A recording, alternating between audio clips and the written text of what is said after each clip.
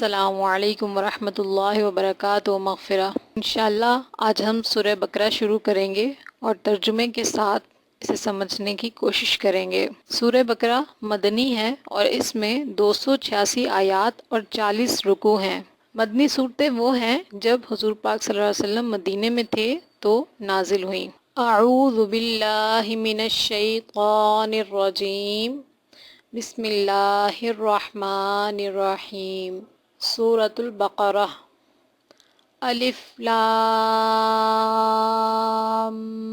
میم، ذالک الکتاب لا ریب فیہ، ھدی للمتقین۔ الف لام میم حروف مقطعات میں سے ہے جس کے معنی پوشیدہ ہیں۔ اس کتاب میں کوئی شک نہیں، پرہیزگاروں کو راہ دکھانے والی ہے۔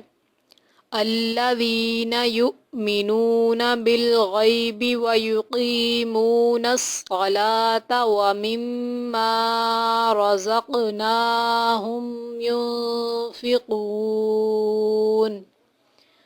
جو لوگ غیب پر ایمان لاتے ہیں اور نماز کو قائم رکھتے ہیں اور ہمارے دیے ہوئے مال میں سے خرچ کرتے ہیں۔ والذین یؤمنون بما انزل الیک وما انزل من قبلک وبالآخرۃ ھم یوقنون۔ اور جو لوگ ایمان لاتے ہیں اس پر جو آپ کی طرف اتارا گیا اور جو آپ سے پہلے اتارا گیا، اور وہ آخرت پر بھی یقین رکھتے ہیں۔ اولئک علی ھدی من ربہم واولئک ھم المفلحون۔ یہی لوگ اپنے رب کی طرف سے ہدایت پر ہیں اور یہی لوگ فلاح اور نجات پانے والے ہیں۔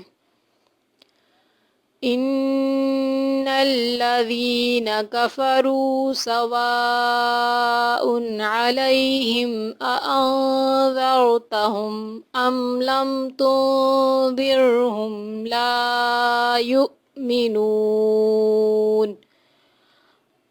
کافروں کو آپ کا ڈرانا یا نہ ڈرانا برابر ہے، یہ لوگ ایمان نہ لائیں گے۔ ختم اللہ علی قلوبہم وعلی سمعہم وعلی ابصارہم غشاوۃ ولہم عذاب عظیم۔ اللہ تعالیٰ نے ان کے دلوں پر اور ان کے کانوں پر مہر کر دی ہے اور ان کی آنکھوں پر پردہ ہے اور ان کے لیے بڑا عذاب ہے۔